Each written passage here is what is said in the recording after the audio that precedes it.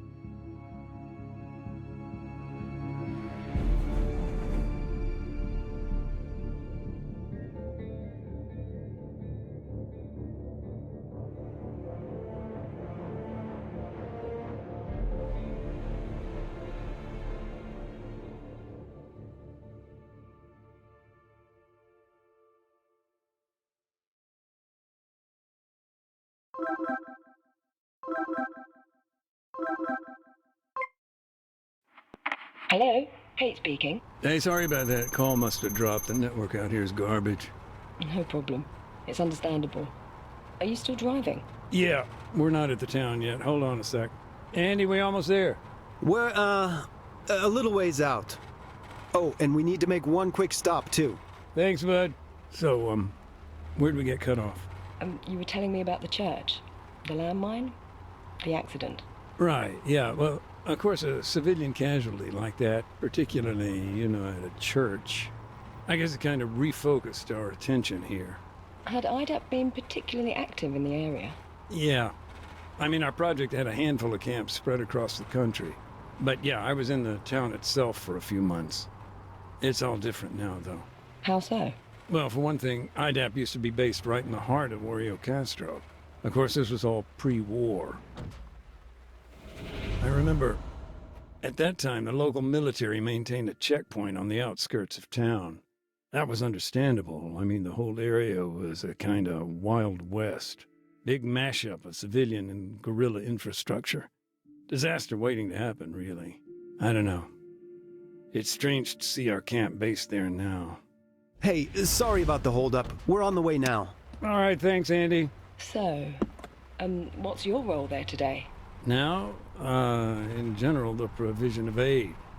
There was a lot of damage. IDAP fills the gap. Drinking water, basic medicine, post-war cleanup, in other words. And on the ground, how does that translate to your work? It's a mixed bag, like today. Part demining, part unexploded ordnance disposal. I see.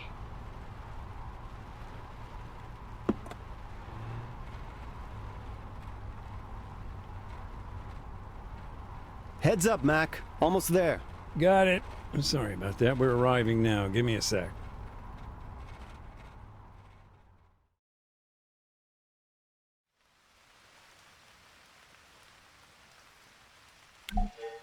All right, Mac. That's your stuff all laid out here. Hold on just a sec, Kate. I need to get set up. Take your time.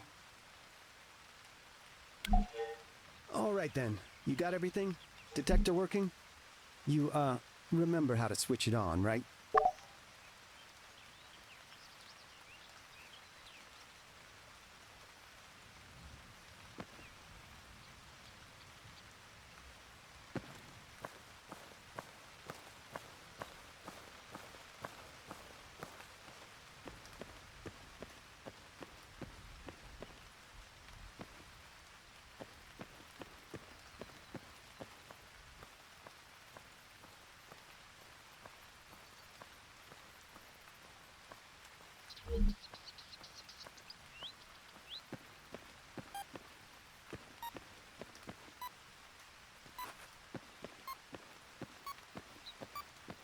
Hey, sorry, I forgot to mention, the demining toolkit, totally forgot to pack it up this morning.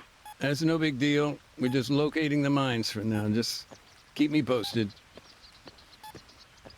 Are you free to talk, Nathan? Sure. For now, I'm just sweeping the road for mines, getting a lay of the land, you know. The detector lets us see what we're dealing with here. I can work and chat.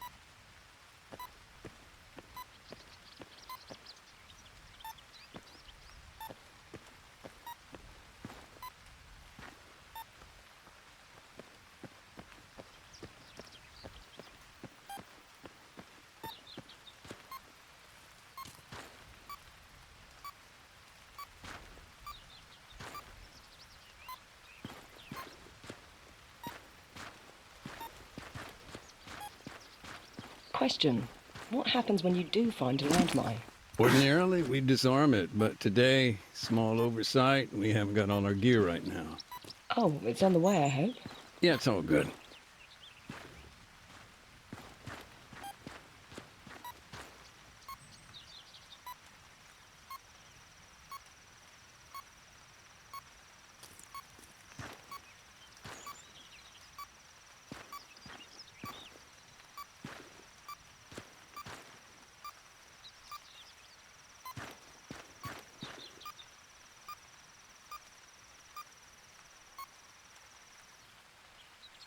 So, since the war's now over, has your own role changed at all? Yeah, I guess so. Now I'm almost entirely focused on EOD and UXO. And that's something you did in the military, too? Yeah, that's the thing about mines. War or not, win, lose, they don't go away.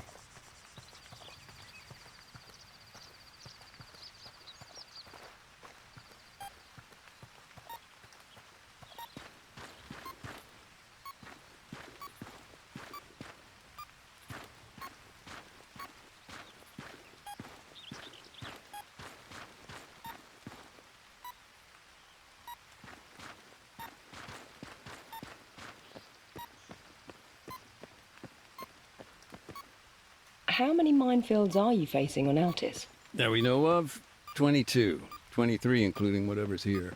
Plus you've got Stratus, another 4 over there, I think. I see. And can you estimate, roughly, how long it would take to remove them all? A lot of variables, but cleanup operation of this size, if it's only IDAP, we're talking years.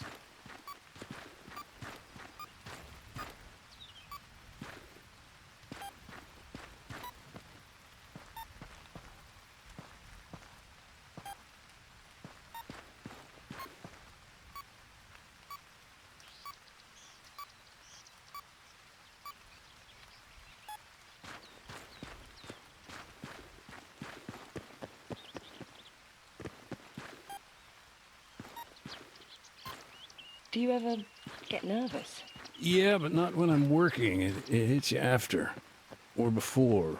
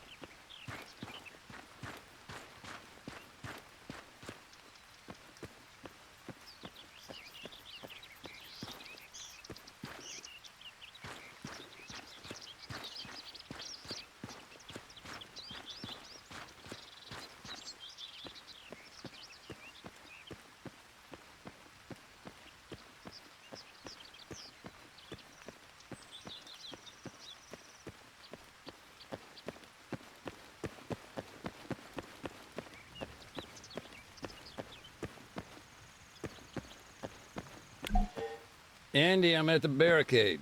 Cool. And the road? Yeah, it's what we thought. Dozen or so APs, nothing the old Bobcat can't handle.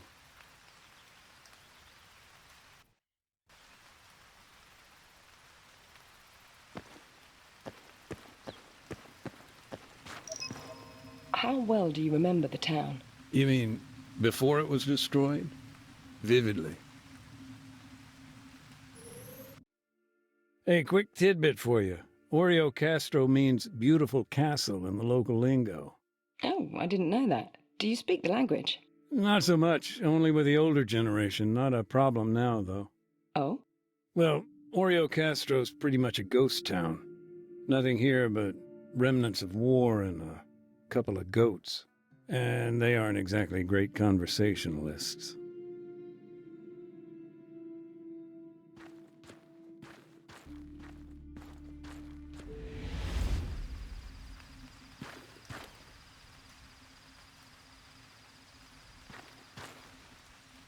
What do you hope to achieve in the town? What's your end goal? Poke around, get rid of all the bad stuff, ERW, explosive remnants of war. Huh. I got a blocked door here. Yep. NATO still hasn't gotten its ass into gear. I can make some calls, but, I'll come back later.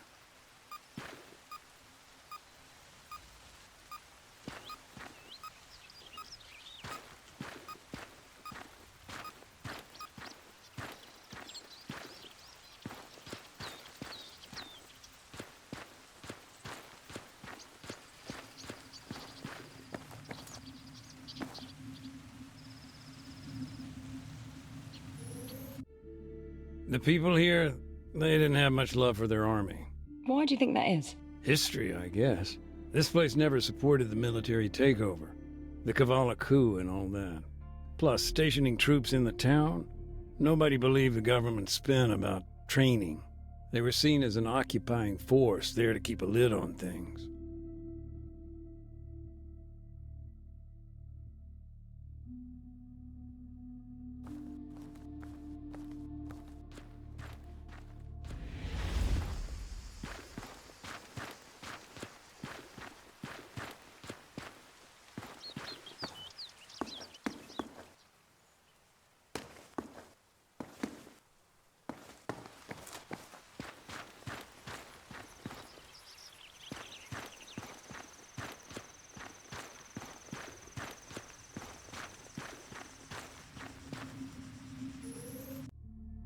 There was a beautiful oak tree here once, 300 years old.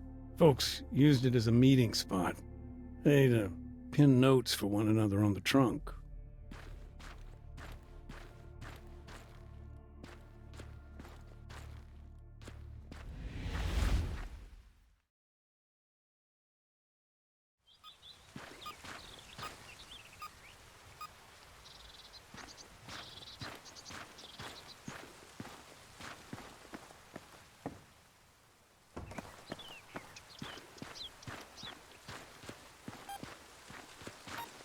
Huh. Where our camp used to be. Anything left? Not much. Few memories, maybe.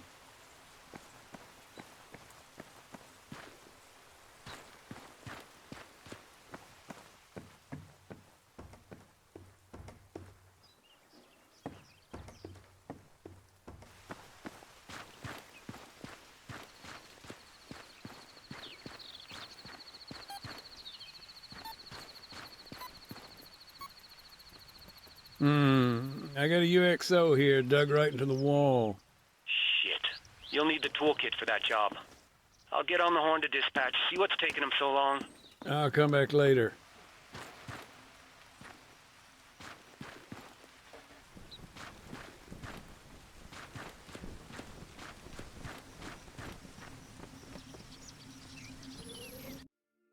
By the way, Kate, I guess everyone there's pretty busy, covering the peace talks? At AAN? Yeah. It's quite hectic, yes. We're flying out a team, actually. Should be on the ground in the next few days. Any insider info? Well, it seems likely Nikos Panagopoulos will be the new president. Really? That ex-guerrilla? Hell, Colonel Acantero's days must really be numbered.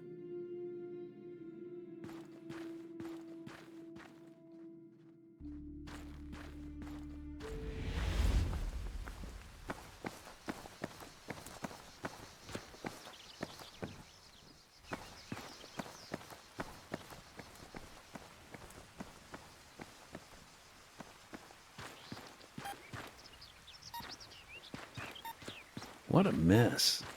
Loose rubble everywhere. You up at the armory, Mac? We need to make a note to sort that shit out. Probably a whole bunch of ordnance lying around. I'll come back later.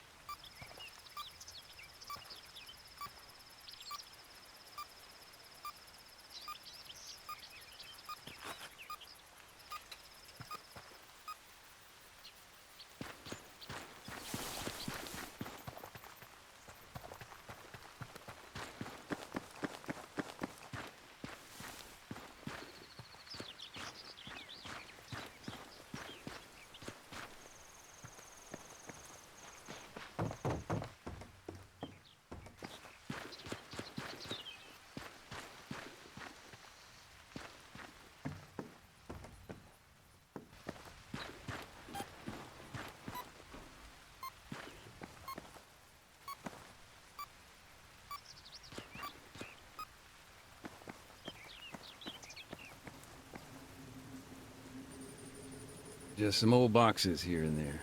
IDAPs. Yeah. It was NATO that helped bring him in. Actually, it was one hell of a supply drop. Adams? He went out alone? From the way he told it, he may as well have. No, he went along with some new recruits, local bunch. It was his job to show them the ropes. So, the supply drop, this was when exactly? Right around the time we saw the ceasefire starting to break down. Must be more than a year ago now. So, at that time, your camp was in the center of town? Yeah, things were getting pretty desperate, though. I remember we hadn't been resupplied in months. No food, water, medicine. We were used to issues with logistics, but I don't know, in the end it got so bad U.S. forces prepared an airdrop. Not an easy task, considering, but those crates, they really were life and death. That's why we needed somebody on the ground. Someone to make sure they came down okay. And who was that? A guy named Adams, part of the NATO peacekeeping force. Close friend of mine, actually.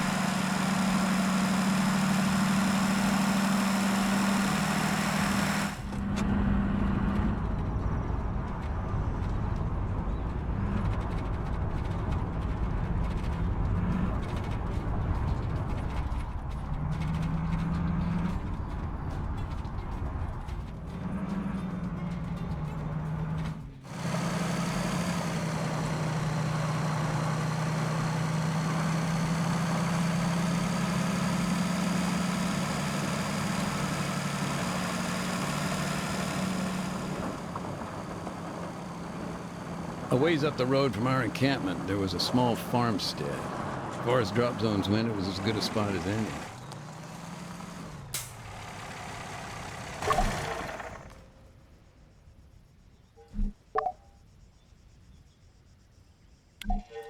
Once he'd called in the airdrop, that was it. They just had to sit tight, hope for the best. One thing I don't understand, what were they doing there, all the way up in the mountains? The town, Oreokastro, this place has historic ties with the guerrillas. For years, people here would provide them with food, water. I see. The government responded by draining the swamp. And that involved sending soldiers? Yeah, coin ops. Adams and his guys were there to remind them of their R2P. Just a sec, I'm getting a bit lost in the lingo here. Oh, gotcha. R2P is their responsibility to protect. Counterinsurgency can get real messy real quick. He was in charge of training, laws of armed conflict, that kind of thing.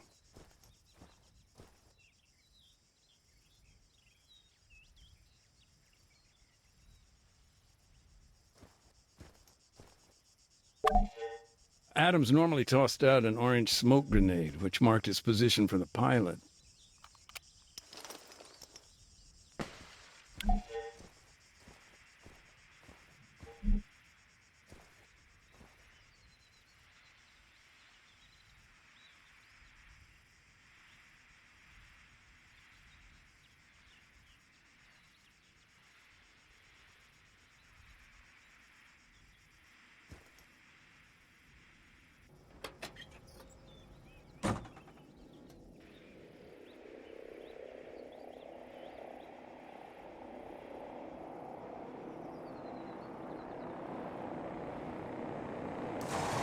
So, these crates, were there a lot of them, or...? No, just 4. One contained medicine, another fresh drinking water. The rest were packed with rice or grain. Adams had to inspect each one individually. Later, we'd arrange collection.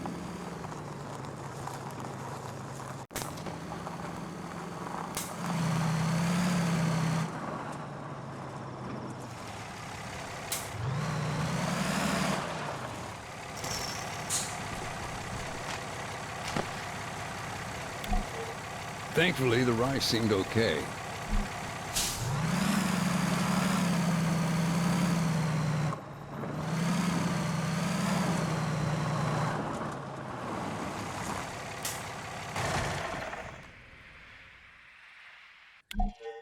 It wasn't uncommon for the sacks of grain to split on impact, but that time, we got lucky. He didn't lose a single one.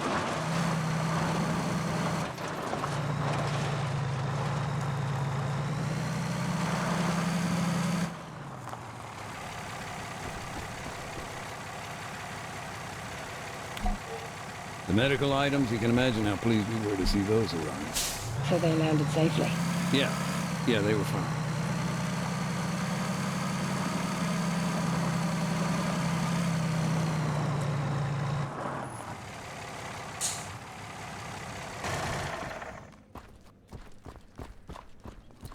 Dismount. Copy that. I've got a visual. Unknown contact. 400 meters, bearing 210. Ready. As I recall, the bottles of purified water were fine. We'd been waiting on those for weeks. As for the crates, they still needed to be checked before anyone else arrived. Target that technical. Southwest. Take cover. Solid copy.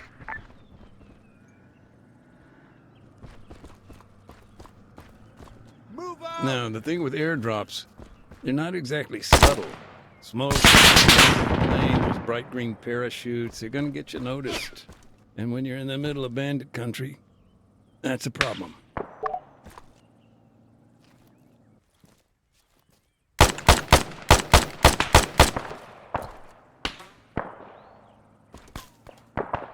Soldier, 300 meters southwest.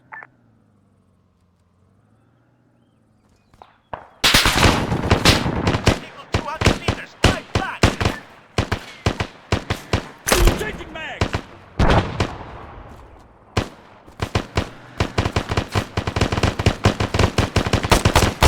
Contact, machine gun. Contact.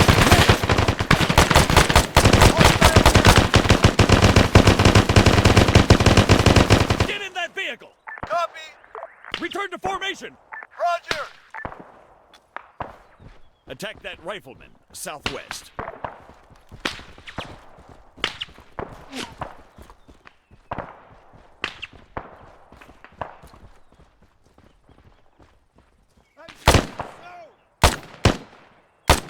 Cover me! Reloading!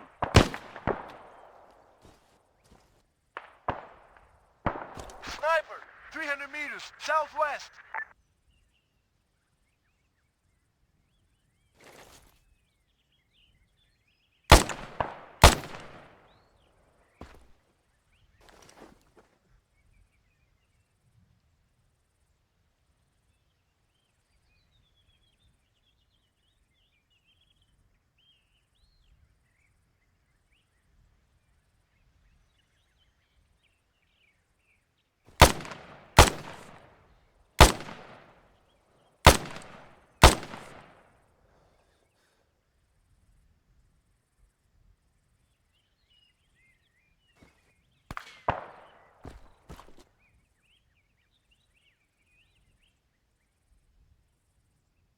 Engage! Engaging! Soldier, 300 meters, south!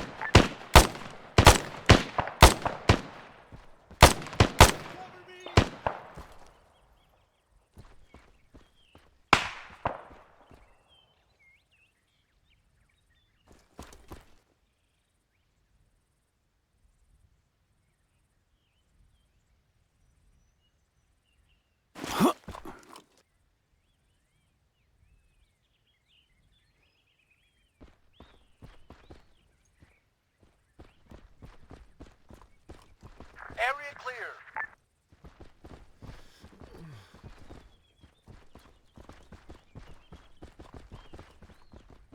Gekas, heal that soldier.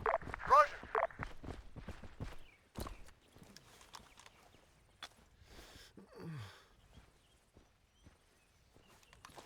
Waiting. Get in that vehicle. Copy. Negative.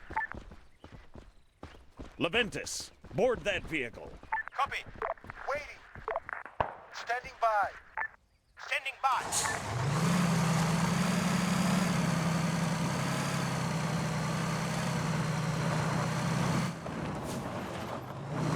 Oh, 200 meters front.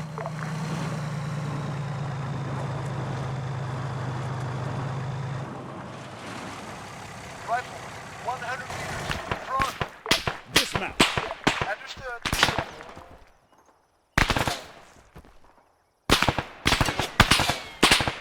Standing by. Standing by. Ready. Targets down.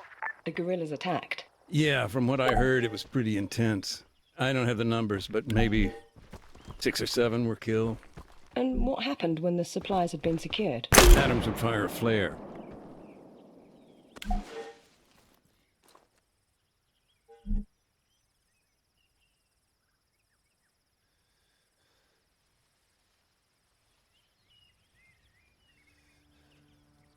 Back at the camp, of course, we'd heard all the gunfire, but that flare, when we spotted it, I don't know, felt like finding a moment of hope or something. Sure. I can only imagine.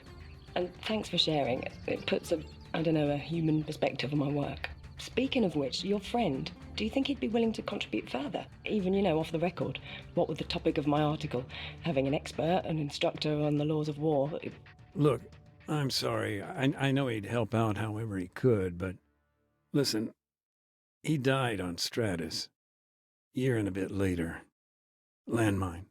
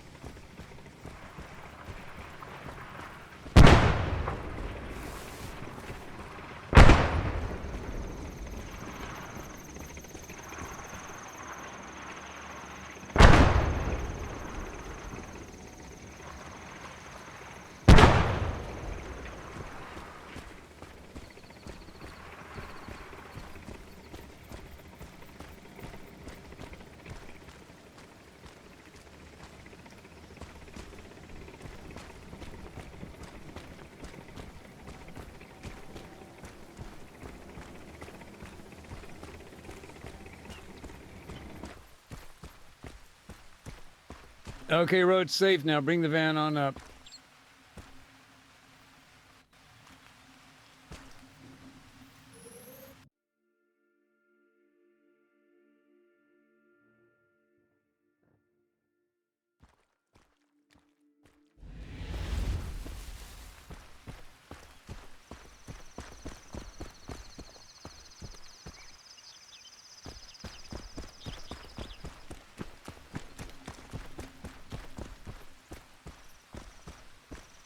Morning.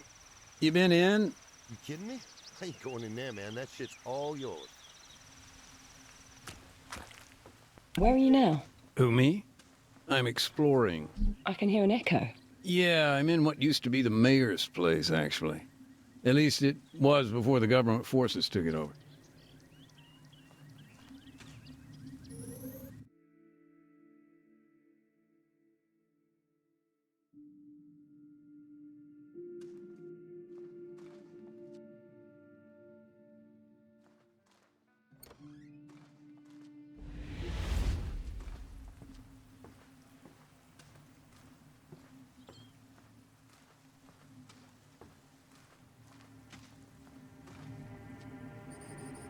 I got a leaflet here. The army must have scattered thousands of these. Propaganda.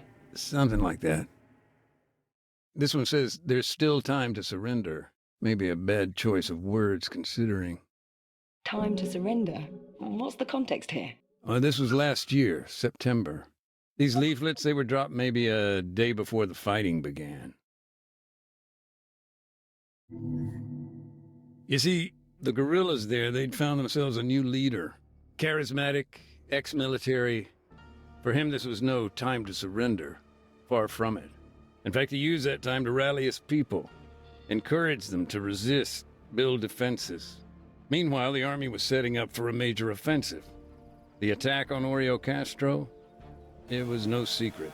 Of course, after the leaflet dropped, IDAP started to pull out of the town. So the little I do know, well, that brings us back to the brother. The one who disappeared.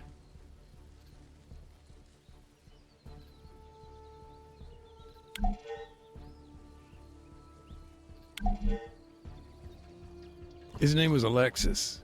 He'd volunteered to build a barricade. Town was his home, after all.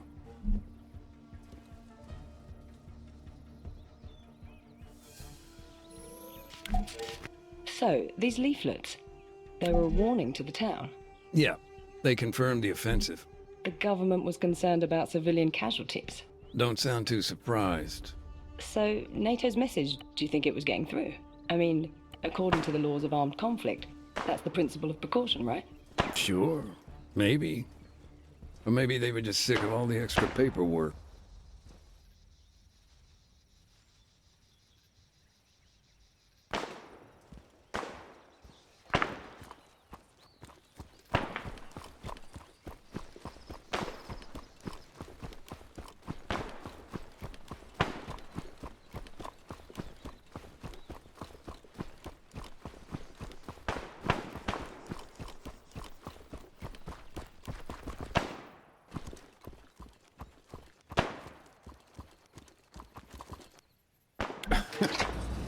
Sorry, I shouldn't laugh. Just, I was thinking, he even took a local priest's car. I remember I was talking to Father Georgiopoulos, and he was actually very good about the whole thing. How so? Something about rich men and camels. Help me out with some context here. This barricade. I mean, it was crude, right? A gap between two outcrops of rock, natural bottleneck. The guerrillas hoped to block the road by jamming it with vehicles. As for the vehicles in the barricade, the commission actually linked the plates to a number of locals. Of course, several were still missing after the incident, so the investigation made some assumptions.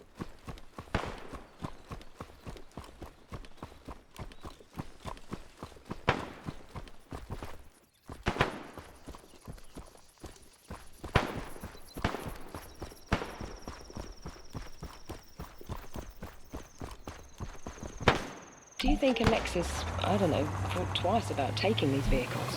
Look, sure, these are his neighbors, but this was their home, and it was under attack. What would you do?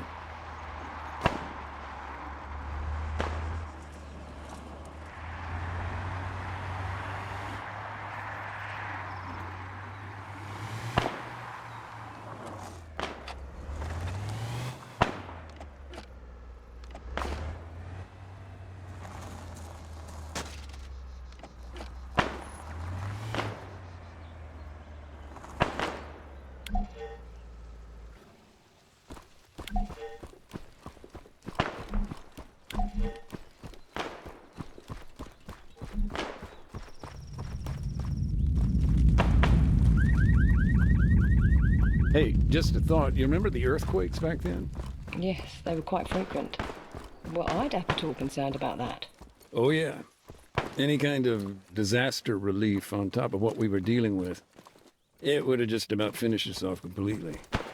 At what point did things become unsafe in the center of town? Well, I'm not sure it was ever completely safe. Even before things escalated, we were concerned about being accidentally targeted. And to be honest, it didn't matter where we moved. That always remained a concern.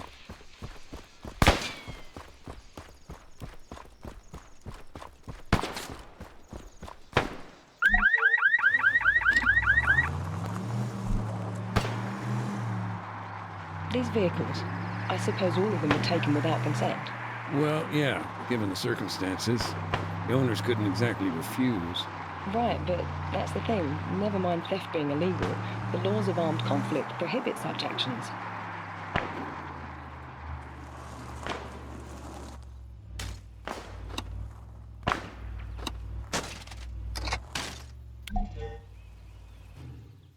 After Alexis built the barricade, what then? Did he stay inside the town? No, that's where the story gets more complicated. The barricade itself was later chained up and set on fire by someone else. I don't know quite who. Alexis, he headed west to lay mines.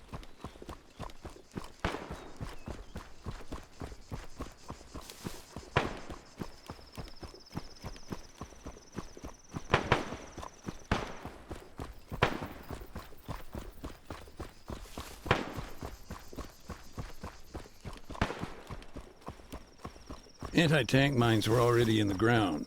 If there's no pull fuse, and so long as they've not been stacked, they aren't too hard to remove. But Alexis, although he didn't use anti-handling devices, he did create a hybrid minefield. AT mines. Mixed with APs. That's it, yeah. He put anti-personnel mines around the anti-tank. They got them when the government's outposts fell into guerrilla hands. Bounding mines. The type that leaps up a meter into the air before exploding. Nasty stuff. Hell, nowadays they're even made with plastic casing to throw off older types of mine detector. Lovely. Oh yeah, just do yourself a favor. Don't look up. And they're still there? Mm-hmm. And not for long. We're setting up our demining drones as we speak.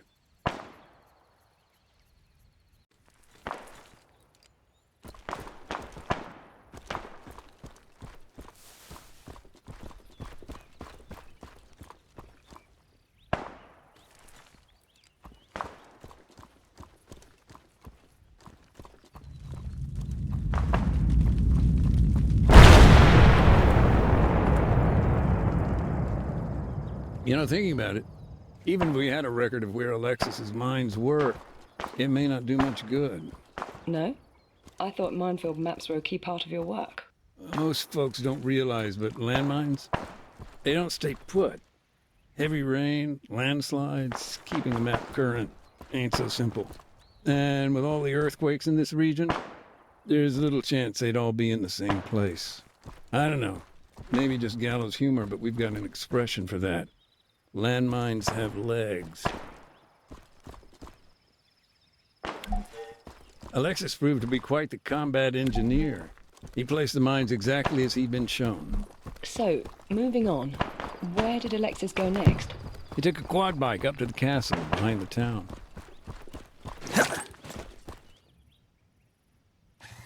The castle? Why? He was needed at the guerrillas' base camp. Okay. His group were running things from up at the castle. Mm-hmm. And I see what you're getting at. Yeah, Geneva Convention's cultural objects, I think. The barricade. There wasn't any way around it then? From the road? No, well, not unless you cut through the compound.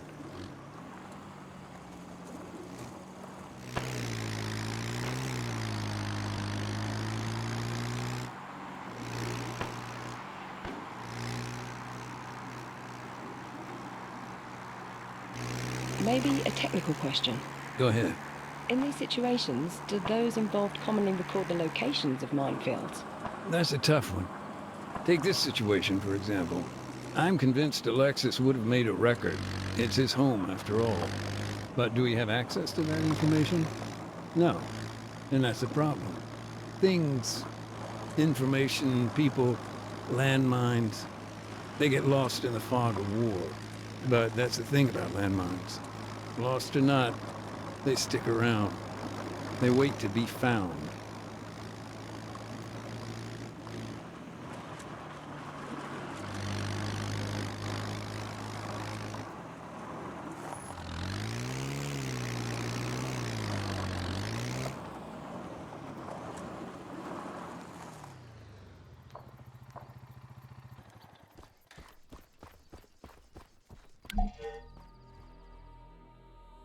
Do you feel these preparations made a difference? In the short term, I do, yeah. The barricade held. The government's tanks were knocked out on the road. And in the long term? I'd go on, but as you may have heard, it's getting kind of loud here. By the sounds of it, you've got your hands full. This'll only take a minute. Be right back.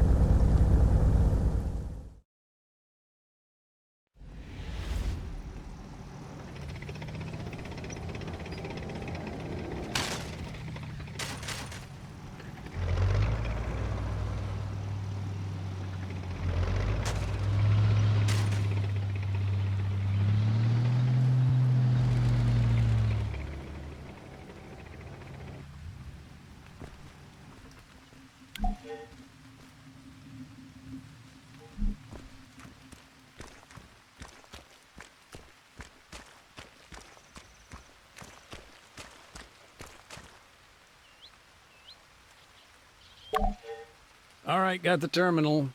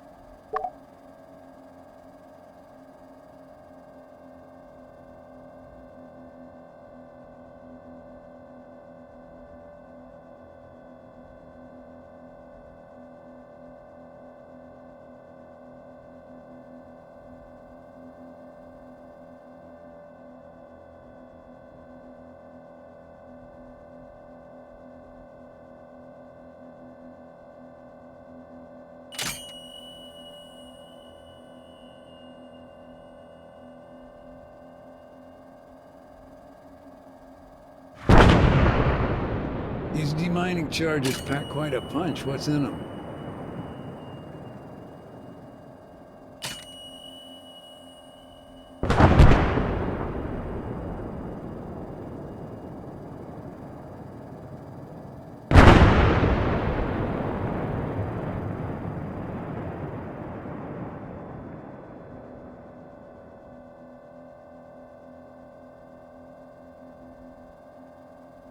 I'm out.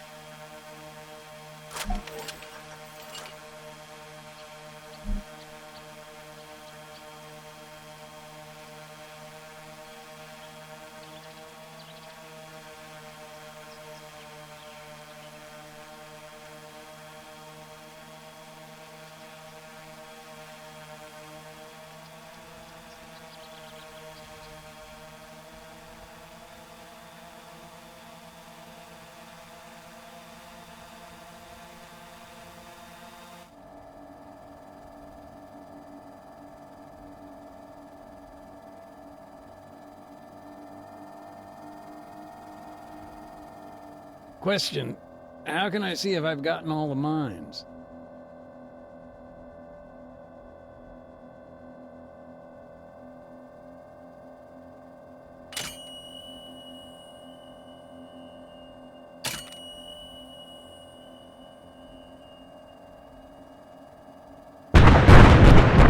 All right, almost done.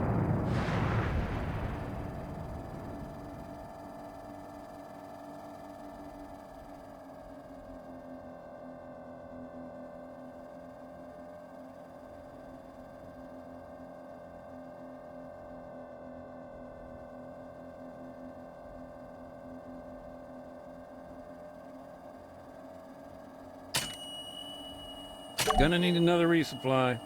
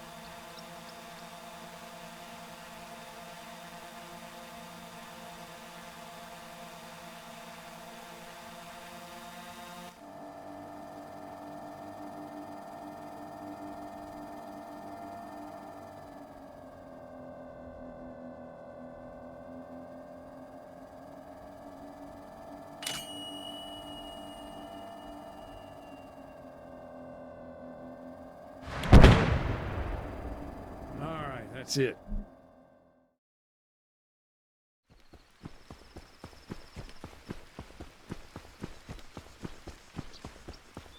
Yeah, collapsed building, UXO, I bet.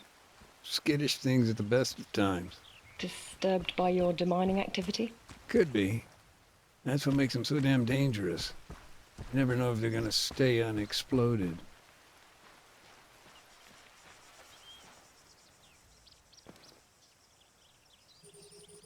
Hello.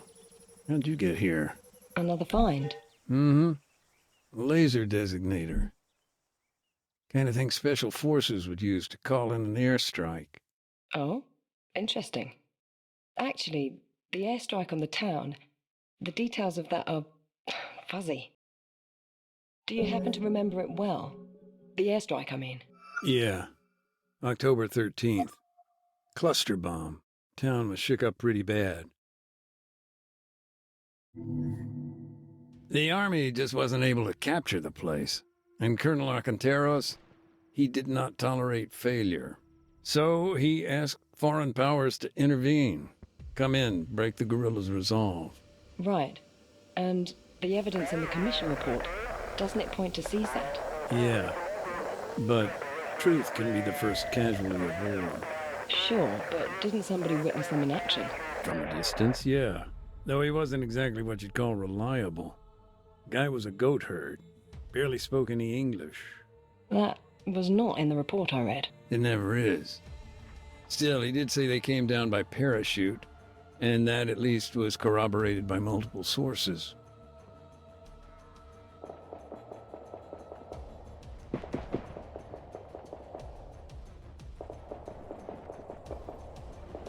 درگیری! سلاح ایستا 600 متر سمت 285. These operatives, then? They moved in on the castle? Yep. Must have been a fire team at least.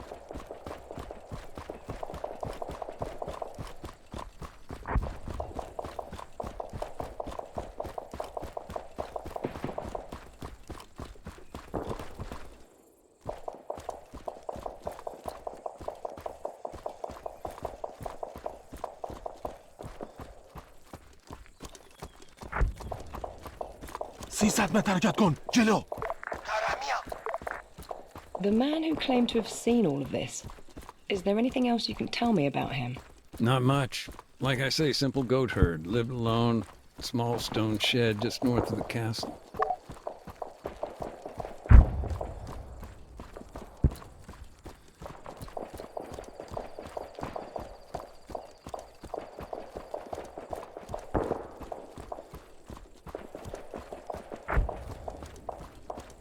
Okay, let's get back to CSAT. What were they doing there, on Altis, at this time? They were an embedded training team, ETT. Officially, they were just there to oversee counterinsurgency operations. And unofficially? Anyone's guess. A lot of different rumors. Black sites, car bombs, false flags.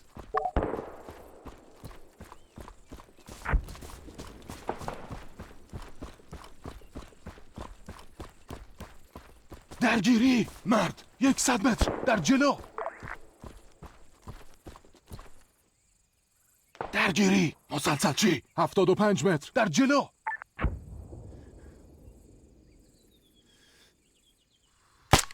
The guerrillas were taken out one by one.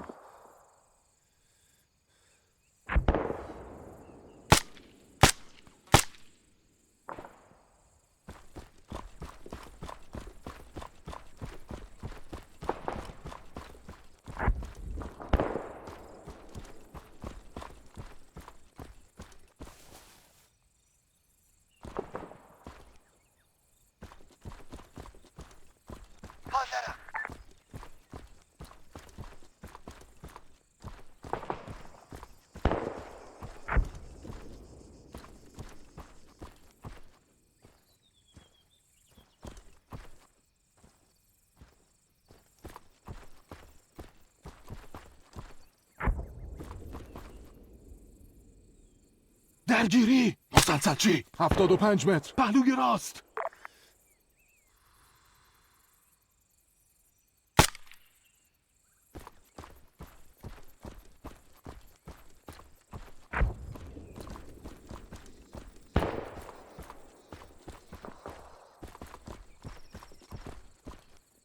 درگیری افسر 75 متر سمت راست ما.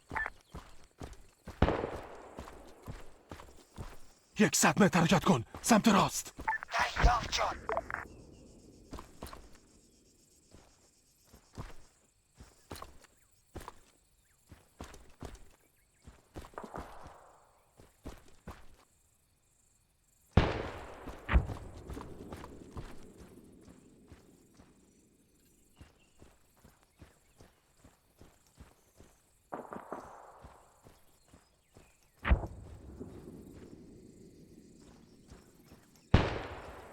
درگیری سرباز 75 متر جلوتر.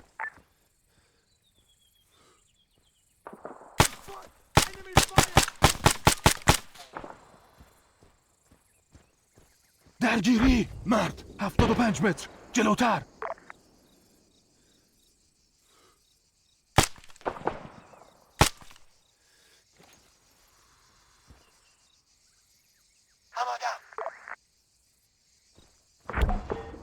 Then, silence. If we're to believe the goat herd, they then set up a position on the battlements, moved to a vantage point on the castle's outer wall.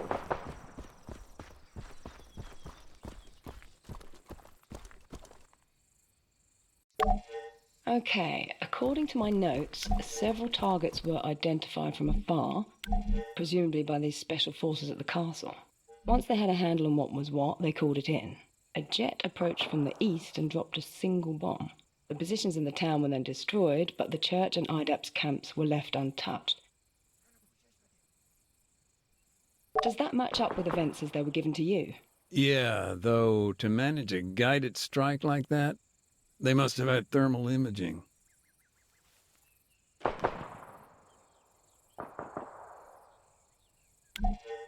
So, IDAP's camp, there weren't any injuries? No, a miracle, really. Although if we hadn't relocated to the church when we did, it would have been a different story.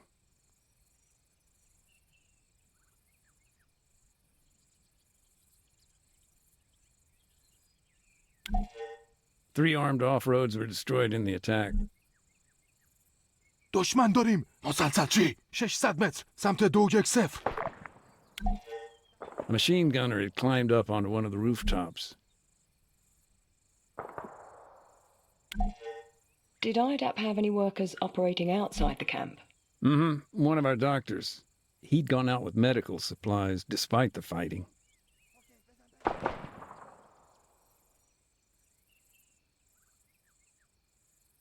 درگیری. There's a مسلسلچی beautiful نیم oak کیلومتر tree here, جنوب غرب. over 300 years old. It had survived countless conflicts. The house/fortress where Alexis lived was a key target. دشمن داریم. هدف ناشناس. نیم کیلومتر جنوب غرب. درگیری. تیرانداز از خفا 600 متر سمت 210. Barricade was damaged, but it held together.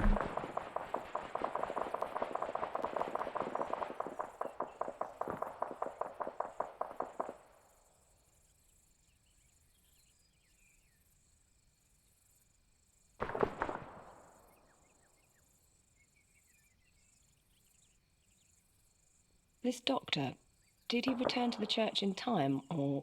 He was heading back there.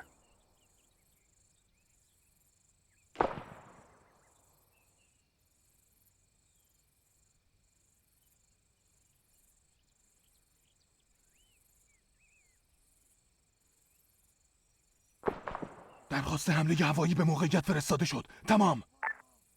Copy that. Strike aircraft on the way. Out. Do you know why the government signed off on such a heavy-handed response?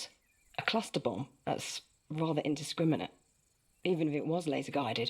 Sure, I mean, with a designator, you just switch it on, aim it at, well, whatever. The idea is that you remain in place, keep the laser on target.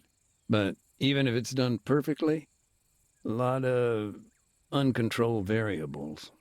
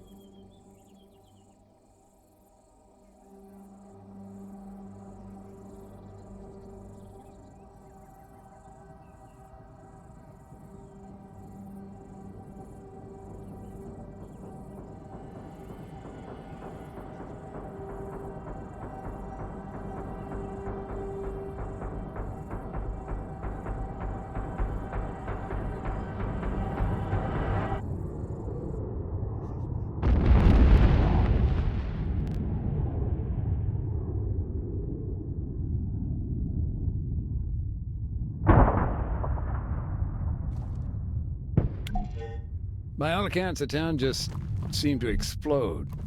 Buildings were burning for days. And this spotter, he just disappeared? Yeah.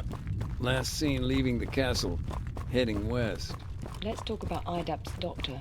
You said he was on his way to the church. Did he make it there? He did. It's even possible they delayed the airstrike, else it was one amazing coincidence. I can certainly say the devastation was severe. Dozens killed, combatants and non-combatants alike. The guerrillas, they were in total disarray. Many fled, retreating to the mountains.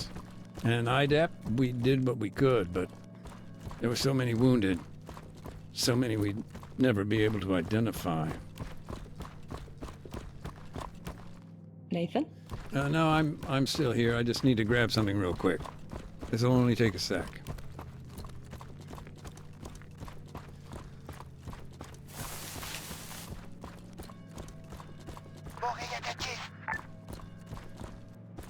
یک 100 متر حرکت کن. جلو.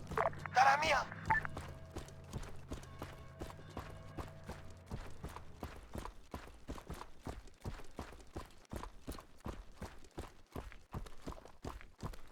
یک 100 متر حرکت کن. جلو. فهمیدم.